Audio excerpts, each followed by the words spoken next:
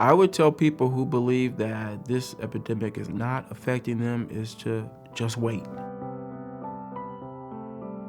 It will affect you at some point, especially in light of the fact that we've had so many individuals who have been impacted by this disease. Addiction is a brain disease. It's a disease in the brain, and it's a disease that affects the part of the brain that controls behavior. And so when a person's addiction is out of control, their behaviors are out of control. People with addiction are absolutely responsible for their behaviors, but they didn't try to get their disease. And so a person with addiction should not feel guilty for having the disease, but they should feel responsible for getting the help they need to treat their disease. And that's a really important distinction.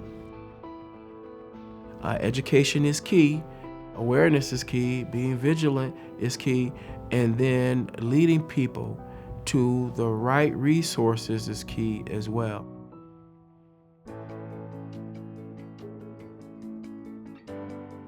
The really good news about the disease of addiction is if people survive, most get sober. That's not really understood by many people in society. So society has several different jobs. The community has several jobs. One job for the community is to not put up with addictive behavior.